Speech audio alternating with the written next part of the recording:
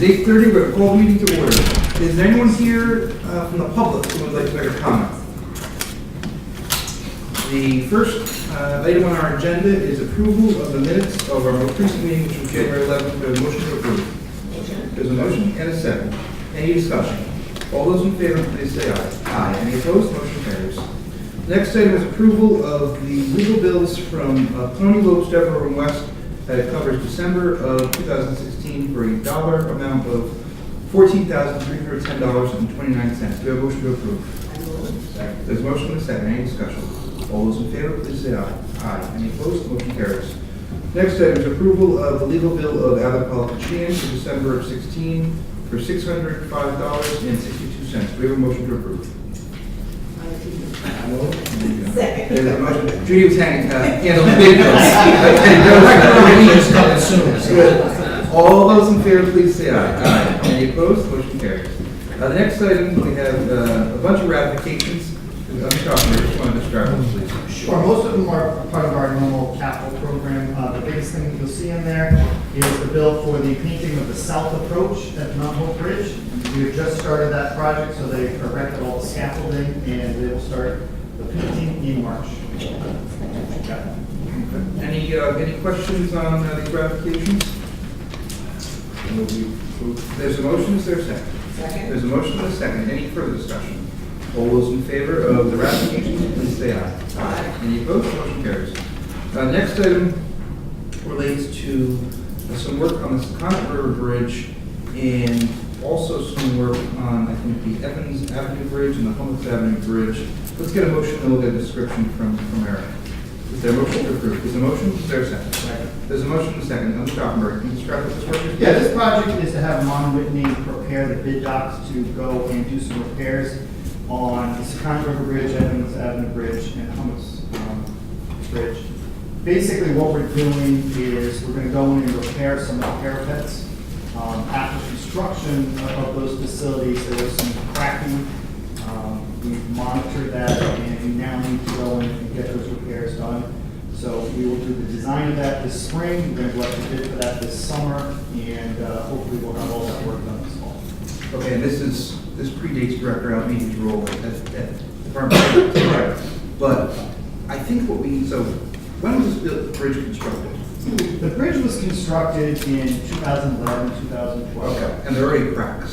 Yes. We've inherited a problem, in my opinion, with all due respect to DOT, it was prior to your time there, the administration. But I think what we need is some kind of inventory of all the money we're pouring into a, 4, 5, 6-year-old bridge.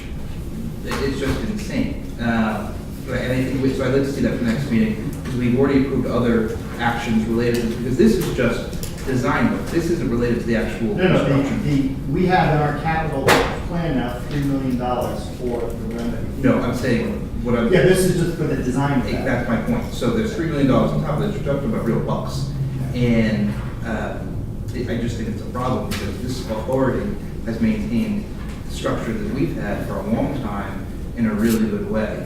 And the money that we're dumping into the Secundit Bridge and the Jamestown Bridge because of whatever you want to call it, poor construction in that case, I think, maybe bad maintenance in that case.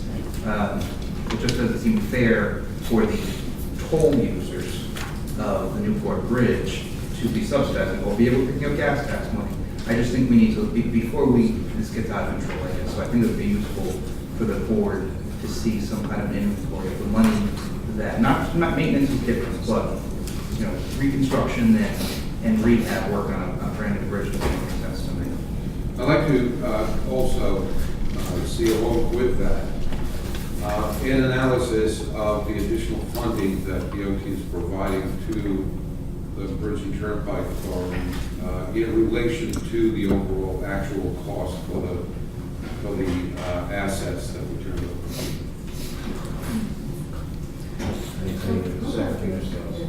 I'm not familiar with the Evans Avenue. So if you go to the Secundit River Bridge, the Evans Avenue Bridge is basically an overpass on the Tiverton side of the Secundit Bridge. Oh, okay. And the Hummocks Avenue is an overpass on the Portsmouth side.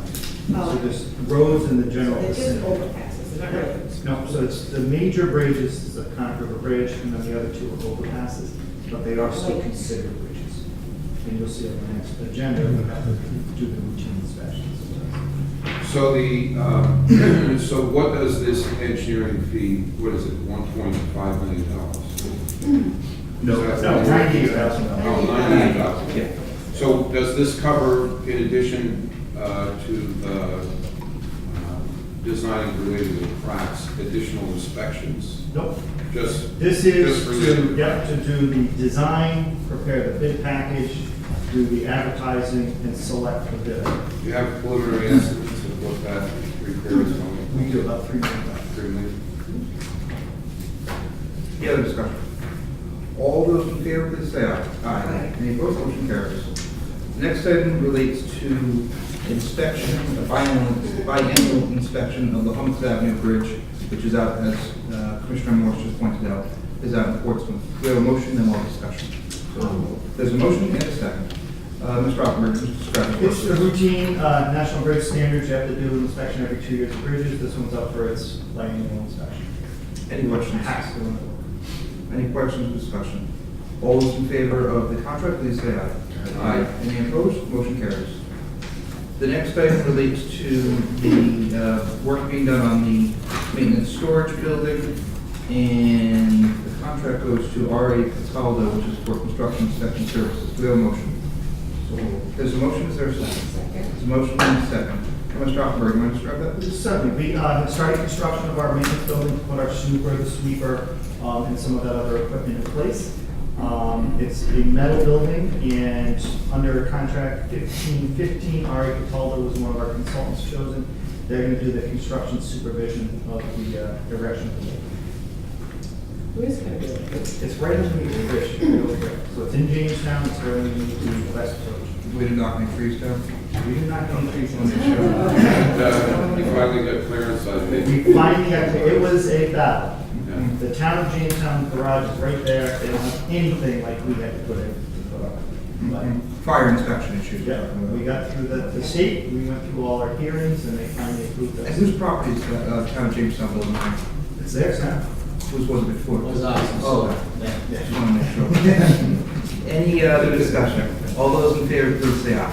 Aye. Any opposed, motion carries. The next item relates to discussion of our most recent audits restatement, and Mr. Crop's going to handle that. Mr. Chairman, fellow board members have had an opportunity to discuss the situation with most of the group. When the audit was done, there was a miscalculation done internally. That miscalculation went to our auditing firm. The miscalculation continued. It was not picked up. Once the audit was completed, it went to the Department of Administration. It wasn't picked up there, nor by the Auditor General, nor to them. You may have seen recently in the news that one of the provisions in one of the articles, I guess, in the governor's budget was to look into $2.6 million of our reserves to go to the state. And during that process, someone called the Department of Administration and asked them what would that potentially, what would that look like if that those loans were taken from the Turnpike Bridge. The Department of Administration, it may be the Bureau, I don't know who it is, the audit section here. They were called a week ago Monday on that item. It was a Monday evening. He quote said to me, I almost fell out of my chair when I looked at the numbers in the audit. Tuesday morning, he called here. I believe it was that Tuesday, and I think we've had 3 or 4 conference calls with staff, with our auditing firm, with the Inspector General, the Auditor General, the Department of Administration, as I said, our fiscal advisors, as well as bond counsel. When something like this happens, you have to restate your audit. We have in the process of doing that. We have also municipal securities, which we allude to here, There's a rulemaking board. When your audit is changed, you have to report to them. We reported to them last evening. However, because the Turnpike and Bridge is included in the state's bonding picture, they too will have to do a restatement. So although it was a miscalculation and the bottom line was not affected, it was inexcusable what transpired. I am very troubled by it. This happened on my watch, so the buck stops on my desk. I apologize for what transpired. Although there were not missing dollars, although it was just something put in the wrong bucket, it was a very large miscalculation. And as a result, we not only have to restate the ammo, for the right reasons, the state will have to do the same. So I suspect there might be an article or two, I don't know. But we have done everything, and more importantly, since this happened, we have addressed internally the staff that was involved. We have put protocols in place that to preclude this from happening again. Our bond trustee has been notified. We've done all the right things, except the miscalculation started in this office and the auditors didn't pick it up. So I would be happy to answer any questions. Maggie can get into the weeds a little bit more than I, and Steve Jeremiah from Citron Cooperman, which was LGC and DEC, to answer any and all questions. So, with that, Mr. Chairman. Any questions from the board? Yeah, I would like to talk to Steve. Yes. As our auditors, okay, can you explain how, from an audit perspective, this was missed? It's over $100 million. Sure. The net position is actually, as Mr. Croft said, is really broken out into 3 buckets. So the total net position didn't change. We reviewed calculations that are provided by the authority for the net position. We just the calculation was done in gross rather than net basis. We just missed the fact that certain items were not netted against the gross amount of the calculation. Just more of a mathematical error. And we missed it, as well as I think Mr. Croft mentioned that the draft financial statements go to the Auditor General's office and the State Controller's office for the review and approval before they finalize. It was just an honest mistake and missed by all parties all the way through the review process. Well, I know that Maggie and the authority are putting in steps to assure that this does not continue to happen or happens again. Okay, we're going to have a lot of checks and balances. Can I have that assurance from your firm as well, that this will be closely monitored in the future?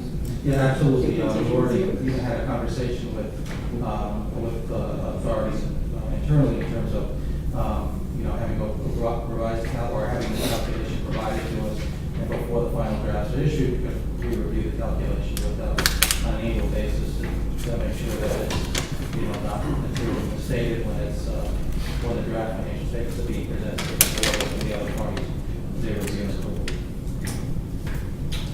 I'd be remiss if I would say, although there was a miscalculation that was provided, the LGC&D has been in the business a long time, a great group of professionals.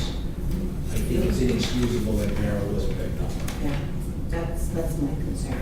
All right, Mr. Jeremiah, if I just ask you another question, or I can ask you a question. The 2016 audit period, has your organization had any other big errors like this? No, we haven't, we haven't had a need to restate. LGC&D has not had a need to restate a financial statement in years. I mean, this is the first time we've ever restated, has to restate a financial statement of any government entity or component unit of the state that LGC&D issued in order to support. From the time that the mistake was made to the time that it was corrected, were any actions or transactions conducted that will have to be corrected? Maggie would have to answer that. I would say no. Good.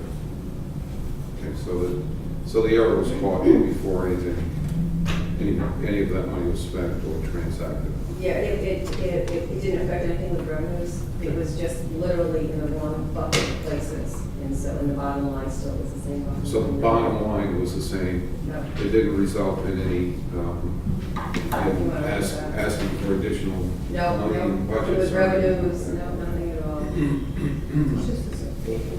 Yeah. And it passed, construction Yeah. state. So, Director Humphrey? Yes. So this costs the Bridge and Turnpike Authority any money?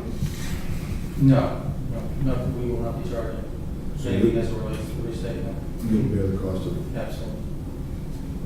I would suggest at our next monthly meeting, perhaps we can receive some kind of an update on where things stand, and also something in writing as to what the authority is going to implement, so this doesn't happen again on our end. But I think it is also important for us to review. We have in our folder here, it's just the scope of the financial services and our agreement with this firm. I know the name has changed, but I think just to see what our options are in terms of separation, I think that's important just to have that on the table. So Mr. Croft, you can provide that. This issue came about right at the end of last week, so.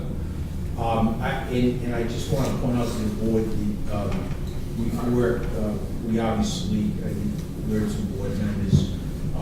Judy is, knows a little bit about accounting. We've worked with her, the internal things that we've put in place. We've talked to Judy a little bit about, we will work closely with Judy as well as a fiscal advisor and bond counsel to ensure that we've hit the right notes moving forward. Any other? Yes, I'd like to thank Buddy and Maggie for the candor and bringing this into the open right away. Appreciate it. We have 4 different pieces that we're going to put into place, and Judy and I spoke about that. Judy will be, in this audit coming up this year, she will be here at the table at the end before the draft goes to the auditors, so that we're all involved, the board is involved at that level. And I would say, Mr. Chairman, I don't think this likely buck stops on my desk. It's inexcusable, and we will resolve it. I think it's to give a perspective. We've cleaned this organization up under Mr. Ruff's leadership. Going back 8, 10, 12 years, we had some ugly audits from some people that are still around the table. And we've revamped our finance department, and we've brought in professionals. And the reason this is such a shock is because this is the kind of stuff that used to happen. And we can't have that anymore. And I just want to make sure that I we agree, don't fall Mr. back into Chairman. that. And we've made a lot of progress. Any other discussion? There's no need for action on that item, just that there's further information. The executive director's report. Mr. Chairman, I just want to update the board on several things. The infamous solar project, we continue to try to have discussions with the town of Jamestown. We have identified a site. We had a public hearing where there were probably 8 to 10 residents, most of which were either on the land trust or elected officials in the town. We continue to work with the town administrator in the town to talk about that site and maybe look at an alternate site. We have expended over a 2.5-year period some dollars. We would look at the current site, any alternates, any and all alternate sites that make sense. And I will keep the board appraised as to where we're at in the process. There is either February 21st or 22nd, there's a council meeting that's being held. We will appear before it and share our latest thoughts on the current location. I think the current location is a good location, but we're looking to be good neighbors with the town of Jamestown, and trying to work in concert with what's best for the town and what works for the authority. Any questions for Mr. Croft? We don't have anything in executive session. We do not. How do you want to do the round? Oh, I'm sorry, there was one other thing I wanted to mention quickly. We have used a drone on inspections. We will be employing a drone over at Jamestown. There still needs to be a physical presence on inspections, but what we're doing is made a tremendous amount of sense financially. So I'm pleased that we will be using a drone. and I'll keep the board updated as to how it all works out.